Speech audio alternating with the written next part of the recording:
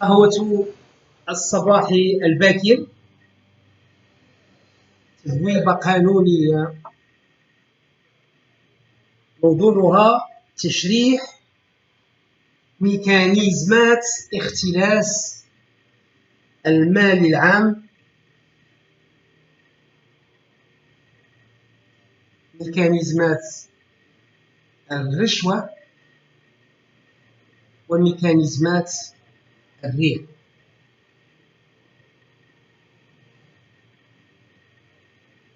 الجزء الأول يتعلق بالمال العام،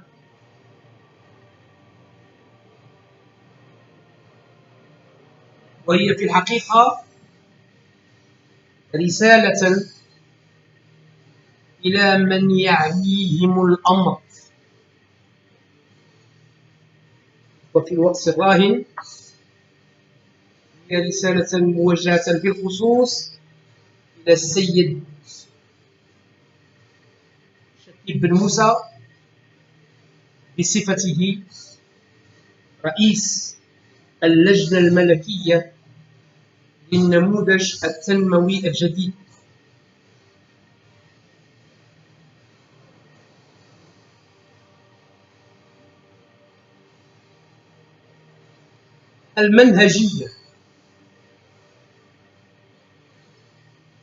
المنهجية كالعادة هي منهجية علمية رياضية محضة.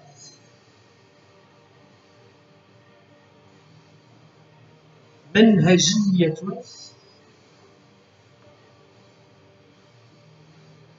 بعين الخبير المنزهة عن العبث.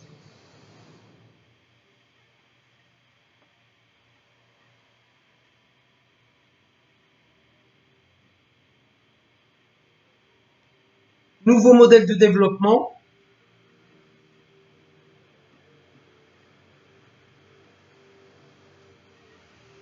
Acte 7. Acte numéro 7. Atouts et limites. Rappelez-vous, au 3 février 2020, j'étais le premier, avant tous, y compris les ONG, de tout bord, à avoir adressé à Monsieur le Président de la Commission spéciale du nouveau modèle de développement mon premier mémorandum.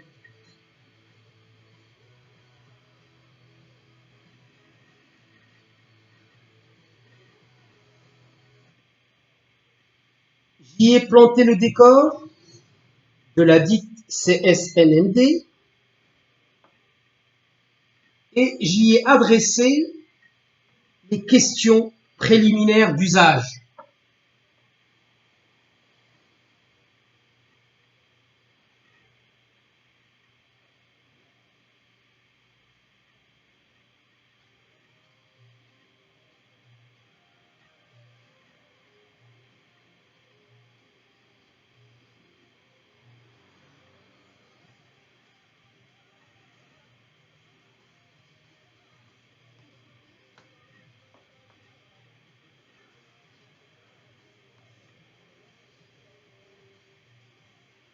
En particulier en ce qui concerne la capacité de cette fameuse commission à affranchir certains sujets tabous bien ancrés dans notre société. J'ai dit en substance, je cite, comment se fait-il que les mises en cause par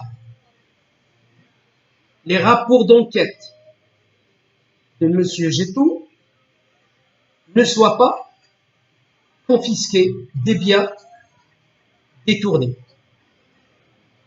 Comment se fait-il? Sachant pertinemment que la présomption d'innocence est littéralement gommée par les rapports officiels émis par les juges de la Cour des comptes. Écho, de retour, rien, Walou.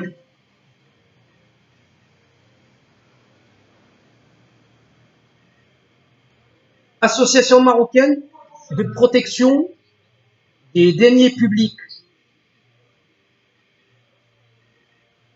Au Maroc, les deniers publics sont les fonds qui appartiennent à un organisme public. Ils sont soumis aux règles de la comptabilité publique. Constitution de 2011, je cite, fidèle à son choix irréversible de construire un État de droit démocratique. Le Maroc, le Royaume du Maroc, poursuit résolument le processus de consolidation et de renforcement des institutions d'un État moderne ayant pour fondement les principes de participation, de pluralisme et de bonne gouvernance. Fin de citation. La Constitution de 2011, je cite, le Maroc est une monarchie constitutionnelle, démocratique, parlementaire et sociale.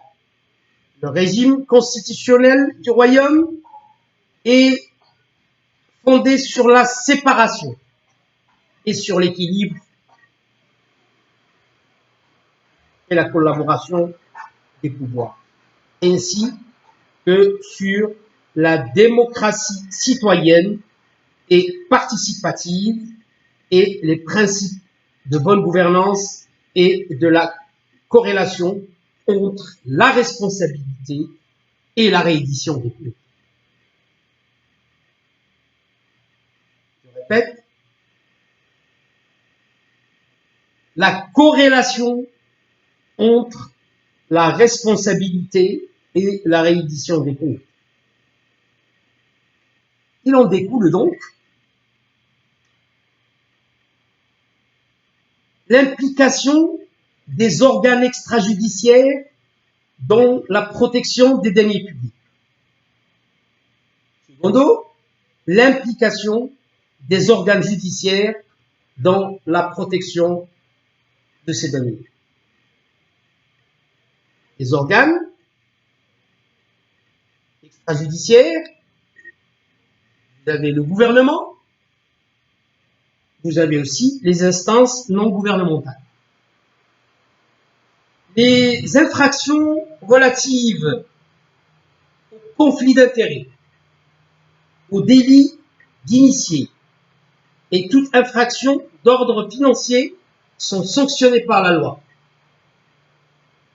Les pouvoirs publics sont tenus de prévenir et réprimer, conformément à la loi, toute forme de délinquance liée à l'activité des administrations et des organismes publics, à l'usage des fonds dont ils disposent, à la passation et à la gestion des marchés publics, le trafic d'influence et de privilèges, l'abus de position dominante et de monopole, et toutes les autres pratiques contraires au principe de la concurrence libre et loyale dans les relations économiques sont sanctionnées par la loi. D'où d'ailleurs la création d'une instance nationale de probité et de lutte contre la corruption. Fin de citation. j'en arrive à la société civile. Nul ne peut douter de l'importance primordiale que donne la Constitution à la question de la contribution de grande valeur apportée par les composantes de la société civile, vu le rôle joué dans les campagnes de sensibilisation ou les actions de l'éducation et la moralisation de la vie. D'une part, les associations à but non lucratif ont de plein droit la possibilité de participer à la gestion de la chose publique telle qu'elle est exprimée dans l'article 12 de la Constitution. Je répète, les associations à but non lucratif ont de plein droit la possibilité de participer à la gestion de la chose publique tel qu'il est exprimé dans l'article 12 de la Constitution. Les associations de la société civile et les organisations non gouvernementales se constituent et exercent leurs activités en toute liberté, dans le respect de la Constitution et de la loi.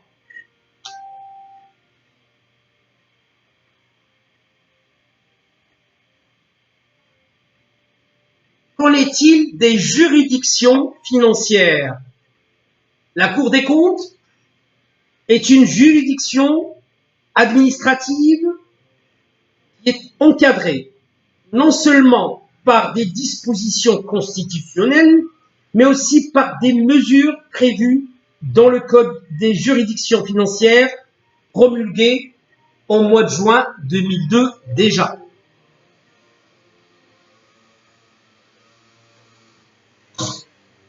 Son rôle: veiller à la régularité des comptes établis par les comptables publics dans les différents services de l'État. Il s'agit d'un contrôle entièrement technique qui vérifie que les règles spécifiques s'imposant aux comptables publics sont bien respectées. Les comptes des comptables, des collectivités territoriales et de leurs établissements publics sont soumis au contrôle des chambres régionales des comptes. La Cour des comptes, dans ce cas, est juge d'appel. Son rôle est aussi d'assurer le contrôle de la bonne utilisation et la bonne gestion des fonds publics, y compris dans les organismes non dotés de comptables publics. Annuellement,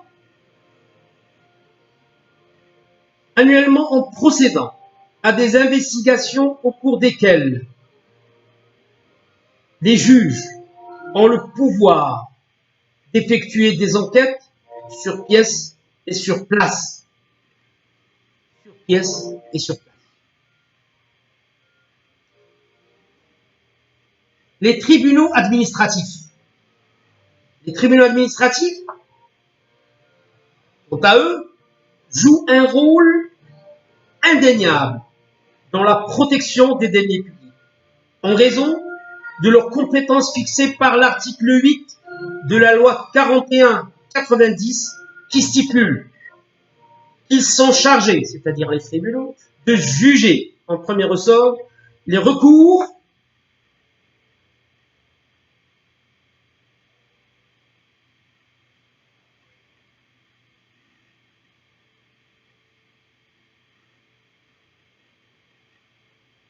en annulation pour excès de pouvoir.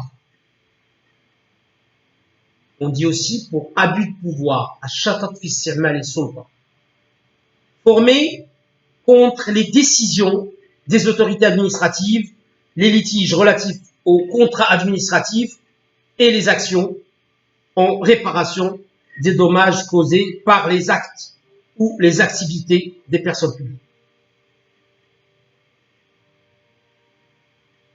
autres institutions instaurées par la loi suprême de la nation, même si leur intervention n'est que relative ou indirecte. Je cite, le Conseil de la concurrence. Le Conseil de la concurrence, indiqué dans l'article 166 de la Constitution. Je cite, le Conseil de la concurrence est une institution indépendante, chargée dans le cadre de l'organisation d'une concurrence libre et loyale, d'assurer la transparence et l'équité dans les relations économiques, notamment à travers l'analyse et la régulation de la concurrence sur les marchés de l'État. Le contrôle des pratiques anticoncurrentielles, des pratiques commerciales déloyales et des opérations de concentration économique et de monopole. Fin de citation.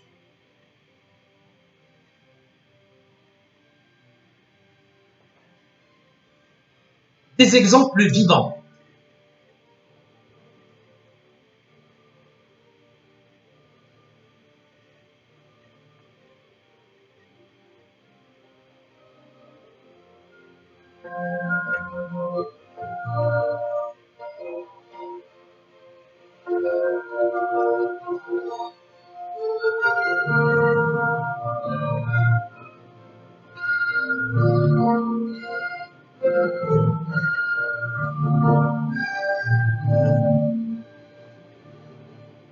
Comme exemple vivant, je vais citer l'affaire de dilapidation des deniers publics dont est accusée l'ancienne maire pégidiste de la ville de Marrakech. Comparution devant la chambre criminelle du premier degré, crime financier. Et dans ce cadre, notre association, l'Association marocaine de la protection des données publiques, a déjà eu l'occasion de déposer 2 plaintes entre les mains de Monsieur le procureur général. Deuxième exemple vivant, c'est l'affaire où est impliqué un parlementaire de la ville d'El Jadida qui a entraîné dans son sillage plusieurs entrepreneurs et directeurs de bureaux d'études. Directeurs de bureaux d'études techniques.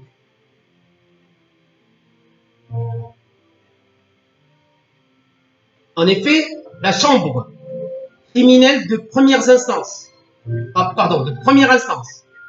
la même cour, avait condamné en juillet 2012 6 accusés à des peines allant d'1 an à 3 ans de prison ferme pour dilapidation de deniers publics, utilisation de faux documents, participation à la dilapidation de deniers publics et falsification de rapports officiels, ainsi paiement à la partie civile d'une indemnité de 74 millions de dirhams.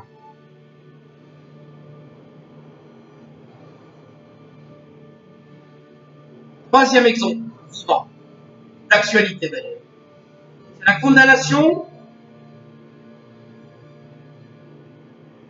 la condamnation à de la prison ferme du président du conseil municipal d'El Jadida.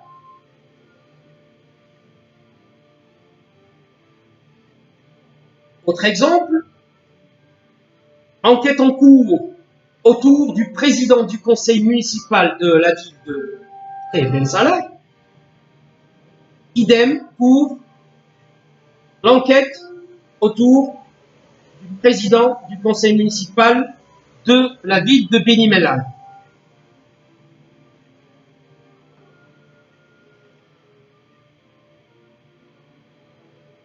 Mon message à Monsieur le Président de la Commission spéciale du nouveau modèle de développement.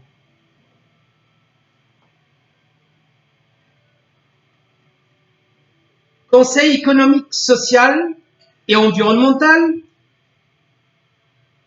qui est cité par l'article 152,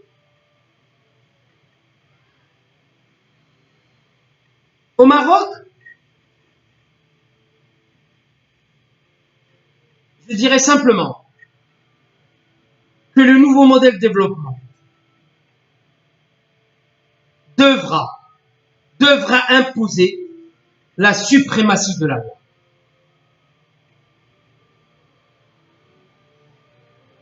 Le NMD devra permettre de combattre les ententes illicites, les rentes, les monopoles, les passe-droits, les agréments et les privilèges.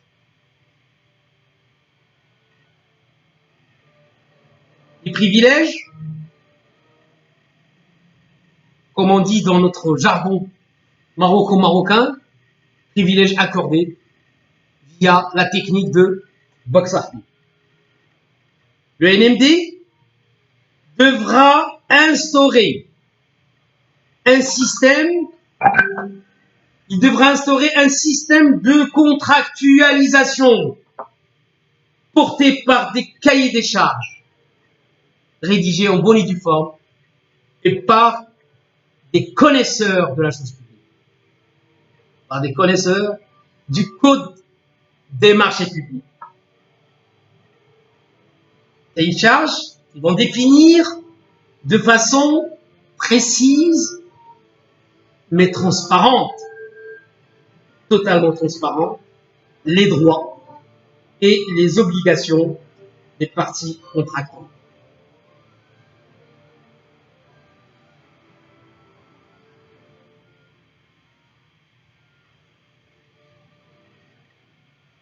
Un mot de la fin.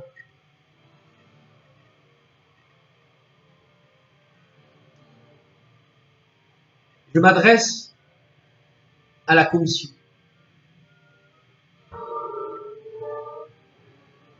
Êtes-vous capable de vous identifier et de vous confondre avec le Marocain authentique, type, et de répondre à ses attentes et ses cris?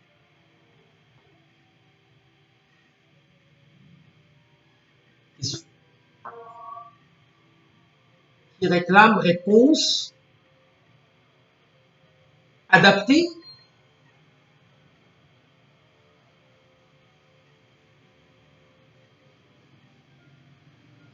non seulement adaptée, mais pérenne, c'est-à-dire construite sur une base solide, immuable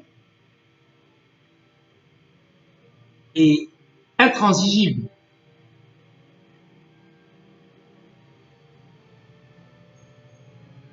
Je ne suis pas pessimiste de nature, je suis plutôt réaliste, et c'est la raison pour laquelle, et j'espère que là je me trompe, en disant que, en réponse à la question « êtes-vous capable ?», je dirais « je n'en suis pas vraiment certain », malheureusement.